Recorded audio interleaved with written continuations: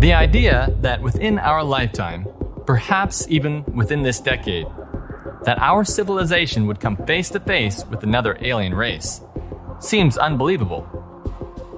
But according to some of the world's leading minds, that's not just science fiction, it's a real possibility. Throughout the dawn of time, man has been fascinated with what is beyond our world. For the growing majority, new insights into health, technology, and knowledge about who we are would revolutionize the world. However, what if this new understanding conflicted with Christianity? Although this fictional space odyssey seems far-fetched, it is quickly becoming a reality that each one of us may soon need to hold an opinion about. There's footage and records of objects in the skies that we don't know exactly what they are. There are things flying around up there that we haven't fully identified yet. They did not have an easily explainable pattern. The recent uptick in strange, unidentified aerial phenomenon has recently set Capitol Hill on fire, and the stigma of the supernatural has long since passed, causing the mention of UFOs to be almost natural in the nightly news. Who would have thought that in our lifetime, the paranormal that was once considered fringe ideas is now becoming typical? The U.S. government's grudging acknowledgement of unidentified aerial phenomena. You call them UFOs. We call them UAPs. The government's acknowledgement of this anomalous activity is either a sign of knowledge and advancement for the next generation, or the final culmination of a multi-force effort in the most elaborate demonic conspiracy ever conceived in the universe.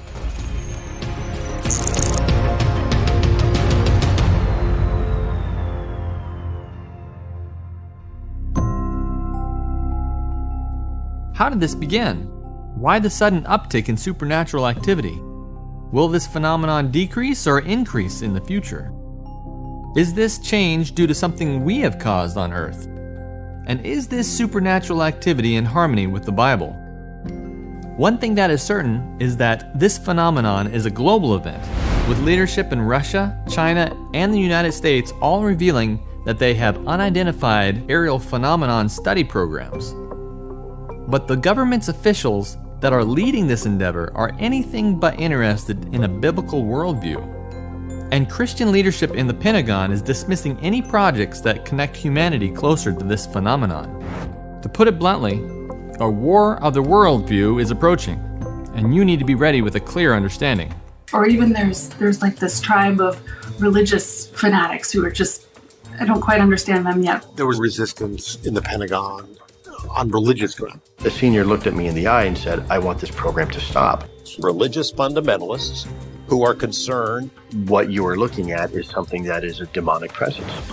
In ancient days, one of the most well-known stories of glowing orbs is the biblical account of angels, the good and the bad ones.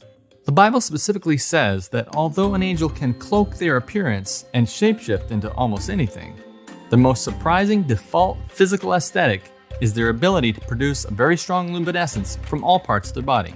In fact, the words that describe other angels in the Bible are lightning, fire, glowing, and gleaming. It's no wonder that artists paint angels as if they were inside glowing orbs. Joe Jordan, a director of MUFON, the world's largest UFO research and investigation company, has this to say about commonalities between UFO sightings. Now, when it gets to the shape of the object, number one shape is actually not a saucer shape. It's actually just a fuzzy edge glowing object. Okay? Like an orb. Like that term, if you want to use that. But that's the number one thing that's reported. The scripture. It's way down the list that you got some guy that says, I actually saw the typical flying saucer. Could it be that there is a relation between the default appearance of angels and UFO sightings? It seems as if glowing would be a memorable trait of angels from Bible study classes. But in the last 50 years, there has been an almost 20% decline in religion. The percent of Americans who identify with any religion has been on the decline for decades. The percentage of Christians is falling. And although many people still claim to be believers in God, statistics shows they know less and less about a deity that their grandparents knew so well. This lack of knowledge becomes an overwhelming surprise to so many that see these supernatural events and conclude it is from off-world activity. Could it be that what we are seeing right now is the radiance from those exact same angels that have been around for so many thousand years? And it preceded the pilots to their cap point, so it seemed to have some knowledge of where the pilots were headed ahead of time, and we don't possess those abilities to do that. I saw a little light, like a little sphere.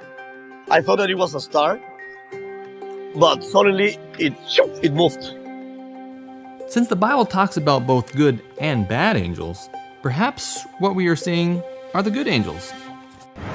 Well, if you listen to any of the sincere stories about alien abductions, one can easily deduce that these beings are deleterious and malevolent. It's rarely a positive experience. Typical abduction experiences usually result in dreams or visions of being probed or operated on in the most inhumane way possible. Not exactly what you would expect from a selfless, loving, kind, and caring angelic entity. Over the next 10 years, I have now worked with over 400 cases of people that have been able to stop the abduction experience in the name and authority of Jesus Christ. This is documented evidence. Someone who is able to expound further on this idea is Roger Morneau. Morneau became a Christian after escaping a demon-worshipping cult whom was grooming him for membership in Montreal, Canada. After being rescued by a coworker, Morneau revealed in some of his books and videos the internal workings of the spiritual realm, including more details in Satan's final deception. And he said it's going to be done in a unique manner. This grand plan is going to take people are going to eat the stuff. Because it says spirits, demon spirits, will declare themselves to be inhabitants of far distant planets in the galaxies that are coming to warn the inhabitants of planet Earth of the impending destruction of the planet, unless something seriously proper is done to avoid it. Let's reword what he just said. Demons will appear as extraterrestrial off-world help and deceive the world into thinking that they are here to help us through some terrible disasters. More information about these final disasters is given in an excellent Bible commentary book. There will soon be a sudden change in God's dealings. The world in its perversities is being visited with casualties by floods, storms, fires, earthquakes, famines, wars, and bloodshed. The judgments of God would not come directly out from the Lord upon them, but in this way. They place themselves beyond His protection. He warns, corrects, reproves, and points out the only path of safety. Then, if those who have been the objects of His special care will follow their own course, independent of the Spirit of God, after repeated warnings, if they choose their own way, then He does not commission His angels to prevent Satan's decided attacks upon them. So sudden disasters are created or encouraged by fallen angels.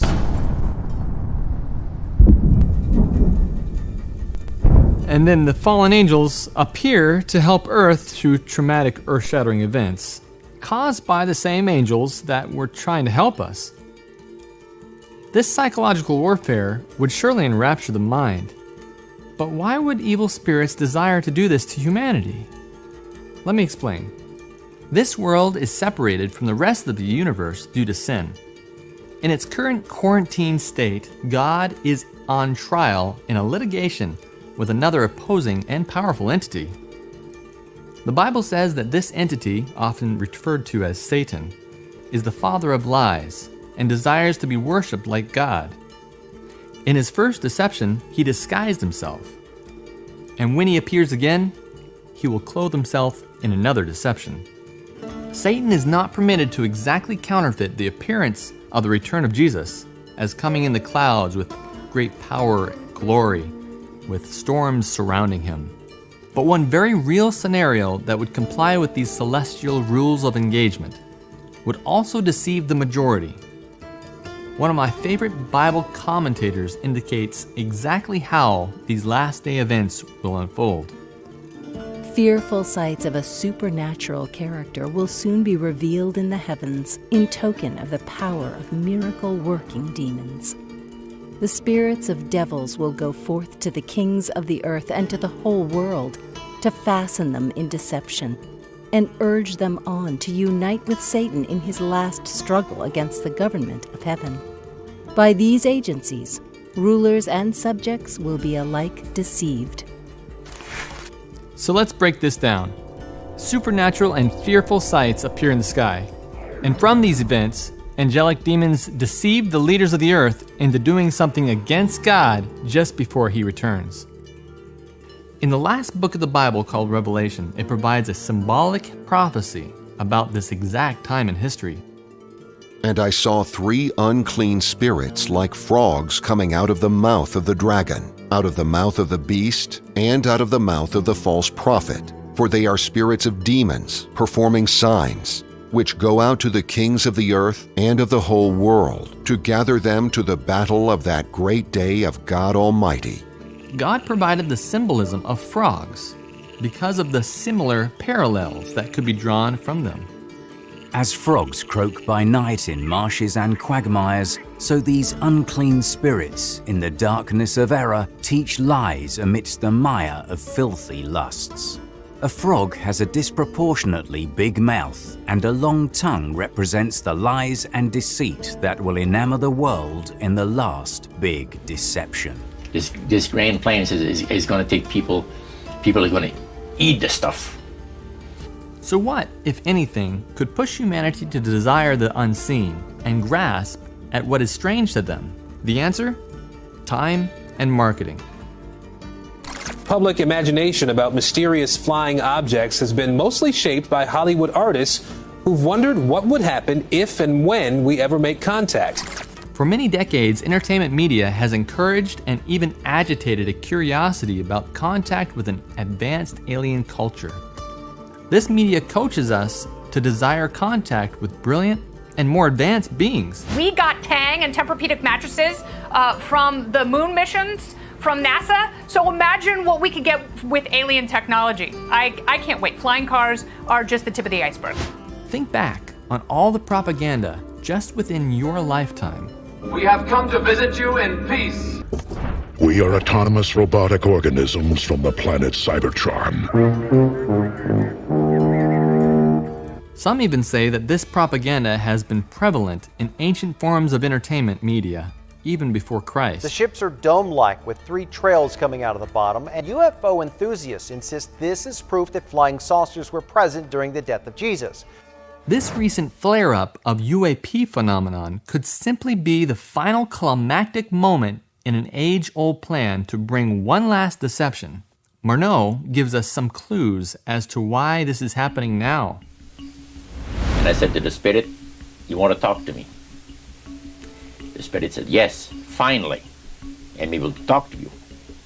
What in the world do you think you're doing? You see, the Lord had held back even on the spirits, that the spirits could not talk to me. I realized that they were under a very special control. So the reason why this phenomenon is flaring up today is because the next phase of the demonic plan for Earth's final events is ready, the final deception. But due to the celestial rules of engagement, demons cannot inject direct deceptive communication unless we reach out to them first, just as they were not allowed to leave the tree of knowledge of good and evil in the Garden of Eden or deceive Eve directly unless she approached the tree. You contacted us. We were just listening. And there are others? Many others. After that first interaction, though, the speed at which Satan could accelerate his plan was immeasurable. But what they're saying to us now is it's going to affect Christian belief. Very soon, not right in the beginning, we won't have to deny our Christian faith in the beginning. But there is information coming from another world, and once it is confirmed, it is going to require a rereading of the gospel as we know it. And that's the kind of information that we are receiving from the highest levels of Vatican intelligentsia. According to Morneau, this plan has been in the making for several centuries, but the most recent events have been the most verbose. In 2004, the Nimitz UAP encounter created classified footage that was saved and archived until Lou Elizondo was hired to be a part of a program to look into these activities. The mission of ATIP was quite simple. It was to collect and analyze information involving anomalous aerial vehicles. What I guess in the vernacular you call them UFOs. We call them UAPs. Although Lou's findings were believed to be real, Christian Pentagon leadership, which was above Lou, buried his exposition and dismantled his department. Effectively, you had some senior officers who were Christians who thought looking into this kind of voodoo stuff was dangerous. I was pulled into the office of one of these seniors. The senior looked at me in the eye and said, "I want this program to stop." He said, "Well, okay, but what's the rationale?" And he said, "Well, what you are looking at is something that is a demonic presence." Disgruntled by these Christians, Lou left the Pentagon in 2017, but not before declassifying 3 videos. Lou's friend Christopher Millen leaked those videos to the New York Times. It's bizarre and unfortunate that someone like myself has to do something like that to get a national security issue like this on the agenda. We knew and understood that you had to go to the public, get the public interested, to get Congress interested, to then circle back to the Defense Department and get them to start taking a look at it. With strong funding from a former well-known musician, whom we will talk about in a moment, Chris, Lou, and a few other government officials formed a new organization called To the Stars. And through this organization, they released declassified videos that convinced the populace to convince Congress to pressure the Pentagon's officials to deliver declassified reports of this phenomenon back to Congress. Government investigators seem sincerely baffled by what these things are. Today's report analyzed 144 separate sightings of UFOs by the U.S. military. Through this disclosure and the Freedom of Information Act, there is no doubt that this snowball could soon turn into an avalanche as the governments declare a need to communicate with these beings for security reasons. These technologies are far more advanced than anything we have in the U.S. arsenal, and that should be a warning sign. We need to find out the intent of the operators of these vehicles.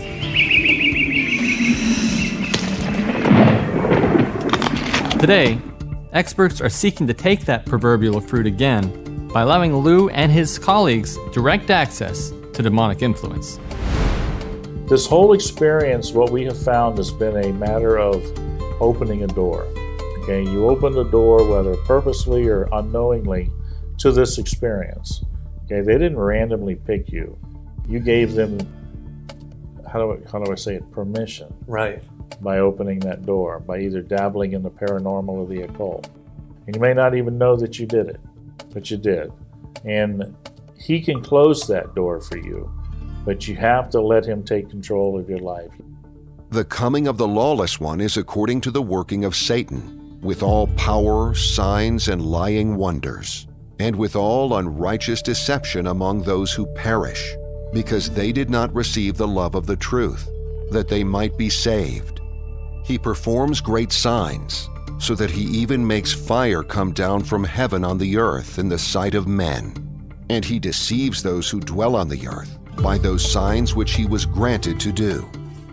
So, how does he intend to deceive everyone? The Bible indicates through the story of the Witch of Endor that these same demonic spirits love to do impressions. They pride themselves in their ability to recreate the appearance and personality of anyone in history. So do not be surprised if the laws of physics seem to be redacted, or your dead relatives appear to you. Hi, Sparks. Dad? You're not real. We thought this might make things easier for you. The Bible says that the dead do not return to their house, that they know nothing, and that the soul dies. The dead are truly dead until the second coming of Jesus Christ. In fact, the Bible says that after death, a person returns to the dust, knows nothing, possesses no mental powers, has nothing to do with anything on earth, does not live, waits in the grave, and continues not. And Ezekiel says, the soul that sins, it shall die. The breath or the spirit has no mental powers. The soul dies just as a light bulb ceases to function if there is no power to it. The body ceases to be a soul if there is no breath in it. One cannot be alive without the other. Lazarus! Come out! If you did go to heaven right after death, inquisitive minds should wonder why Lazarus wasn't sad to be back on earth when Jesus raised him from the grave.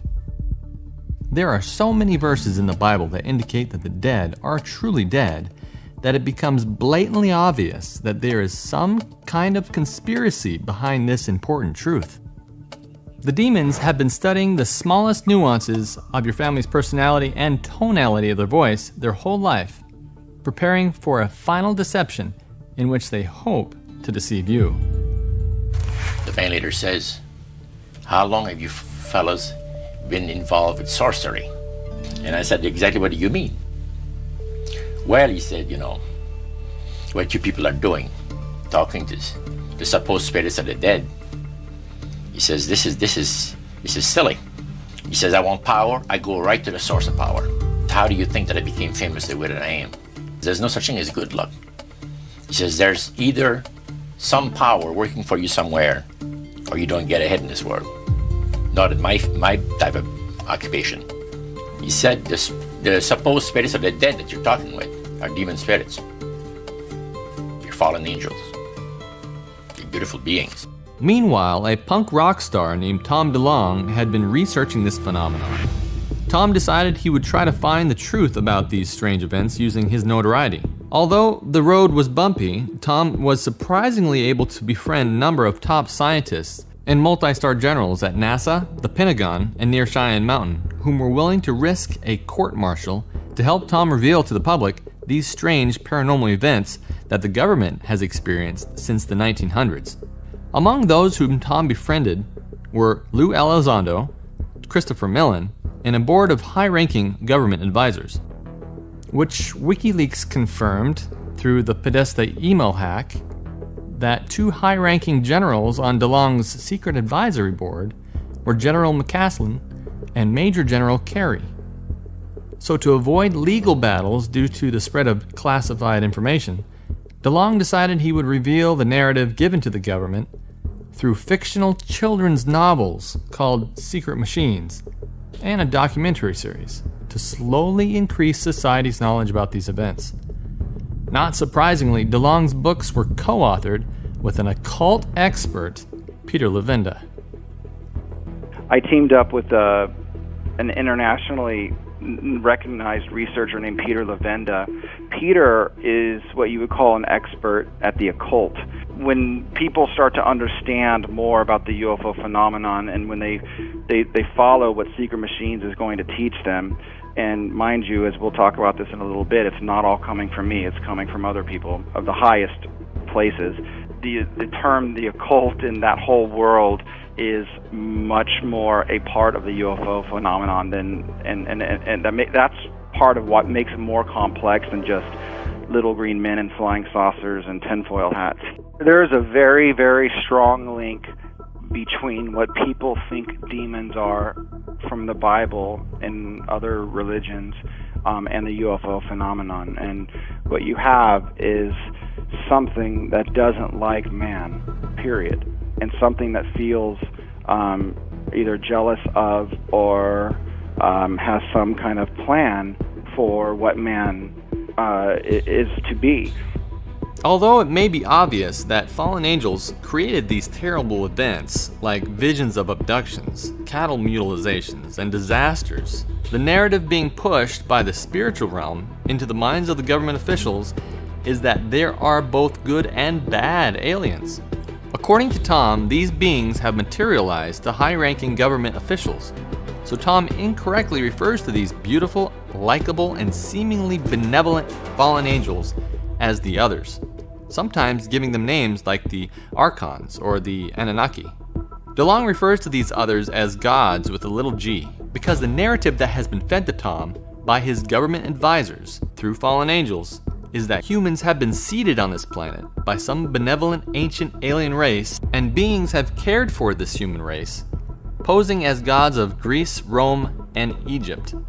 The entire UFO phenomenon is about multiple gods, with the little g, that fight amongst themselves and by design factionalize mankind into different religions to step back and let us fight each other so it has other things that it wants to accomplish.